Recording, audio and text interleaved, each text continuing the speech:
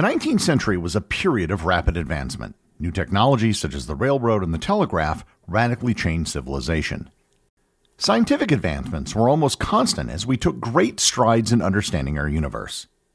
One scientific field that saw incredible advances was paleontology. Much of the advancement was made by two researchers who found an incredible number of fossils, and who totally hated each other. Learn more about the Bone Wars and how two paleontologists advanced the science while destroying each other on this episode of Everything Everywhere Daily.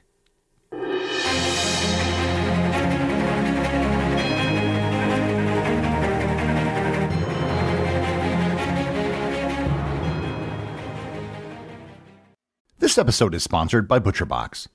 Thanksgiving is right around the corner, and that means Thanksgiving dinner for friends and family. A Thanksgiving dinner can be a massive ordeal and a nerve-wracking affair. You have to buy all the food and spend the better part of a day preparing everything before serving it. So, why not take one thing off your plate by letting ButcherBox take care of the centerpiece of your Thanksgiving meal, the turkey? Not only will ButcherBox deliver the turkey directly to your door, but they will also offer some of the highest quality turkeys that you can find. Their turkeys are never given antibiotics or hormones, and they're all certified to be raised humanely. And in addition to turkey, they also have ham, beef, and seafood if that's what you prefer. New ButcherBox members that sign up using my link will receive their choice between a whole turkey, turkey breast, or a spiral ham, plus $20 off when they visit butcherbox.com/daily and enter code DAILY at checkout. Once again, that's butcherbox.com/daily, code DAILY at checkout. This episode is sponsored by Wondery's Redacted. Did you know that after World War II, the U.S. government secretly brought Nazi scientists to America in a covert operation to advance military technology? Or that in the 1950s, the U.S. Army conducted a secret experiment by releasing bacteria over San Francisco to test how a biological attack might spread, without alerting the public? These might sound like conspiracy theories, but they're not. They're well-documented government actions that were hidden away in classified files for decades. Each week on the new podcast, Redacted Classified Mysteries, host Luke LaManna uncovers shocking truths that powerful forces never wanted you to know. Stories of covert experiments, secret operations, and unsettling connections that have had lasting impacts on our world. The stories are real, and the secrets are shocking.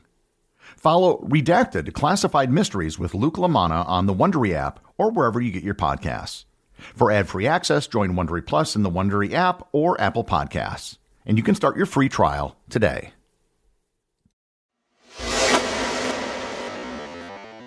To understand this extremely peculiar story of animosity and rivalry, you have to understand what was happening in the 19th century.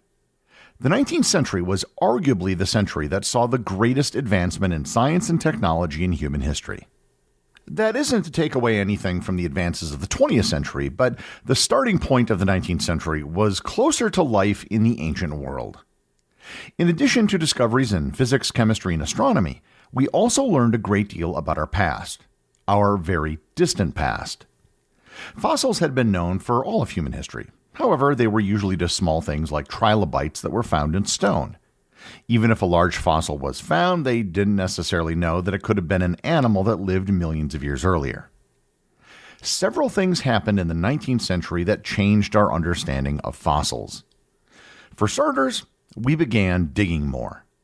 The Industrial Revolution drove people to dig deep into the earth as mines, canals, and railways required excavation. These large-scale construction projects often unearthed fossilized remains, leading to increased interest in what these relics represented. People certainly did dig in the past, but the scale of excavations grew dramatically, and with the development of steam engines, it was possible to excavate more than ever before. All of this digging led to the discovery of fossils in places where no one had ever looked before. As scientists began studying these fossils, they developed new ideas about the Earth's history. Geologists such as James Hutton and Charles Lyell introduced theories of deep time and gradual geologic change, providing a framework for understanding fossils as remains from ancient epochs rather than mere oddities or biblical curiosities. The concept of deep time was revolutionary.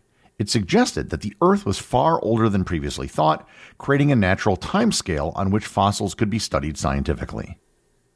Certain discoveries captured the imagination of the public. The early 19th century saw the discovery of the first dinosaur fossils and their reconstructions. The discovery of species like Megalosaurus, Iguanodon, and Hylaeosaurus prompted scientists to realize that there was an entire class of giant reptiles that once roamed the Earth.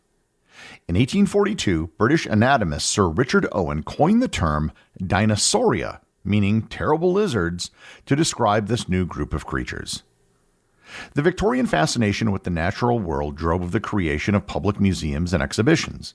In Britain, the Crystal Palace exhibition of 1854 displayed reconstructions of dinosaurs and other prehistoric animals, which fascinated the public and made paleontology a subject of popular interest. So it was in this environment of the popularization of paleontology and the increase in understanding of the distant past that this story takes place. And now I need to introduce the two main characters of the story, Edward Drinker Cope and Othniel Charles Marsh. Cope was born in Philadelphia and was a self-taught naturalist with a passion for classifying new species. He came from a Quaker family and was relatively wealthy and was known for his intense personality and impulsiveness. And he also tended to be a Lamarckian. Lamarckism is the discredited theory that organisms can pass on traits acquired during their lifetime to their offsprings, driven by use or disuse of specific features. Marsh, on the other hand, was born in New York to a family of modest means, although he did have one very wealthy relative. He was a methodical scientist who pursued a formal education and eventually held the first chair of paleontology at Yale University. Unlike Cope, Marsh was reserved and calculated and had powerful connections with both Yale and the U.S. Geological Society. He was eventually the head of the Peabody Museum of Natural History at Yale, which was financed by his one wealthy relative, his uncle, the financier and philanthropist George Peabody. Unlike Cope, Marsh was a Darwinist. Despite very different backgrounds and personalities, the one thing these men shared was a love of paleontology. The pair met for the first time in Berlin in 1864. They hung out with each other for several days and talked paleontology. And they were close enough at the start that they each named discoveries after each other. Cope named an amphibian fossil Tyonis martius in honor of Marsh, and Marsh returned the favor by naming a marine fossil Mosasaurus copianus. At the time of their first meeting, Western Europe was the hotbed of paleontology research because of the number of discoveries being made. However, that distinction soon moved to North America. When they returned to the United States, things between them changed. And it isn't certain what caused the rift between the two men, but it stemmed from at least one of two events which took place in 1868. The first event was a visit to a quarry in New Jersey that was an incredible fossil find. An attorney and amateur paleontologist named William Parker Folk discovered the first full dinosaur fossil in the United States. He had found the Hadrosaurus. Cope was managing the pit, and the fossils were being sent to him for his collection. But after the visit, Marsh secretly contacted the pit manager and bribed him to send him the fossils found in the pit, not Cope. And this made Cope furious. The other event had to do with a large fossil that was on display at the Academy of Natural Sciences in Philadelphia, where Cope was the director. It was an almost full intact skeleton of an Elasmosaurus. The Elasmosaurus is a very long aquatic reptile with a long neck and a long tail. Cope had put the skull of the dinosaur on the shorter of the two ends, assuming that the tail had to be the longer end. Marsh publicly humiliated Cope by pointing out that he had put the skull at the end of the tail, not the neck. These events began a deep-seated hatred between the two men, which would last for the rest of their lives. The feud between the two in the late 19th century became known as the Bone War. Beyond the events of 1868, there were major personal differences between the two that fueled the rivalry. Cope, being the wealthier of the two and having a better upbringing, didn't think that Marsh was very much a gentleman. Marsh, with the superior education of the two, didn't think that Cope was a very good scientist.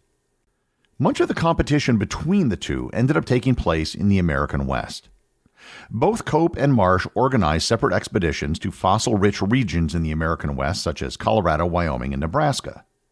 The newly expanding railways allowed for easier access to these areas, and both men hired teams to dig up as many fossils as possible. Marsh initially hired Cope's diggers away from him by offering them higher wages, an early example of the cutthroat tactics that would characterize the Bone Wars.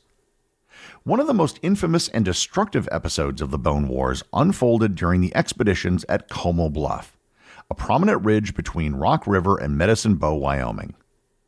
The area had been reported to contain massive fossil deposits, drawing the attention of both Marsh and Cope. Informants initially tipped off Marsh about the site, and in response he paid them for exclusive information. However, the informants felt coerced into the deal and were further frustrated when Marsh's payment, a check made out to their pseudonyms instead of their real names, couldn't be cashed. Despite this rocky start, Marsh sent his team to the area where they, alongside the informants, uncovered fossils of dinosaurs now iconic to modern audiences, including Stegosaurus, Apatosaurus, and Allosaurus. Marsh attempted to keep the discovery of Como Bluff under wraps, but news quickly leaked, eventually reaching Cope. One of Marsh's disgruntled informants, embittered by his dealings with Marsh, switched sides and began working for Cope. This sparked a fierce rivalry, with both paleontologists organizing multiple summer expeditions to the site. Accounts suggest that the teams frequently sabotaged each other's work, hid or buried dig sites after use to prevent further excavation by rivals, and even destroyed smaller fossils to ensure that the other couldn't benefit from them. The competition between the two men spilled into the pages of academic journals. Both scientists frequently published rushed descriptions of new species to claim priority. The competition for naming rights resulted in numerous errors and misidentifications. For example, Marsh put a Brachiosaurus's head on a Brontosaurus's skeleton. This rush to publish also led to public disputes, with each accusing the other of mistakes, fraud, and misconduct. Their feuds were often aired in scientific journals and popular press, diminishing their credibility amongst their peers. One example of this is that Cope tried to buy up every copy of the journal where Marsh corrected his mistake about the Elasmosaurus. In 1873, the journal The American Naturalist banned both men because they no longer wanted to take part in their public feud.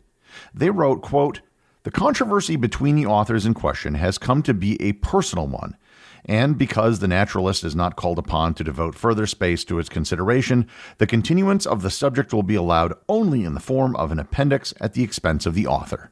End quote. In 1878, Cope just bought the journal so he could use it as his own private platform where Marsh would be banned.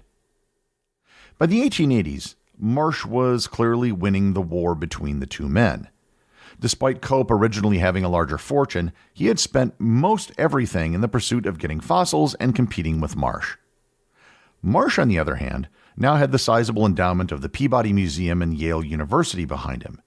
He was able to outspend Cope, opening more dig sites and hiring more men.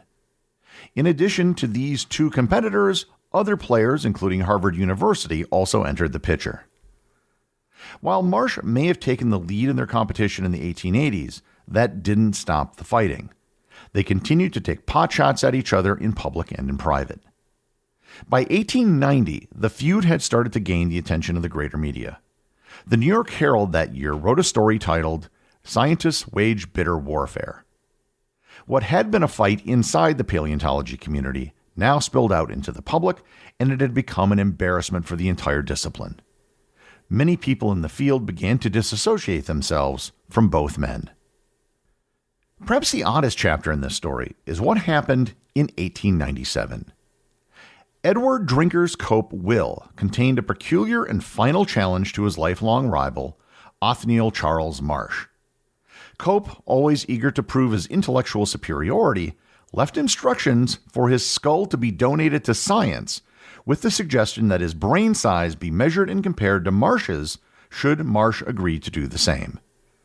Cope believed that brain size correlated with superior intelligence and wanted to prove, even after death, that he was Marsh's superior.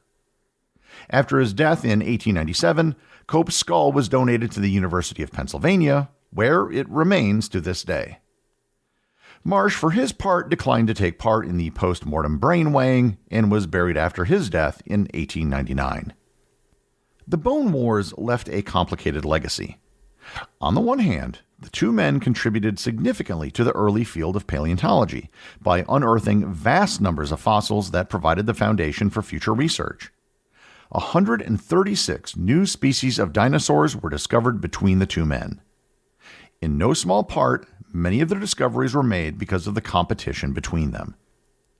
However, their personal vendetta also led to scientific errors, wasted resources, and damage to important fossil sites. In some cases, rare and valuable fossils were destroyed so they couldn't fall into the hands of their opponent. Today, the Bone Wars serve as a cautionary tale and an early chapter in the story of paleontology, illustrating the dangers of unchecked competition instead of cooperation and the importance of ethical standards in scientific research. The executive producer of Everything Everywhere Daily is Charles Daniel. The associate producers are Benji Long and Cameron Kieffer. I want to give a big shout out to everyone who supports the show over on Patreon, including the show's producers. Your support helps me put out a show every single day. And also, Patreon is currently the only place where Everything Everywhere Daily merchandise is available to the top tier of supporters. If you'd like to talk to other listeners of the show and members of the Completionist Club, you can join the Everything Everywhere Daily Facebook group or Discord server. Links to everything are in the show notes.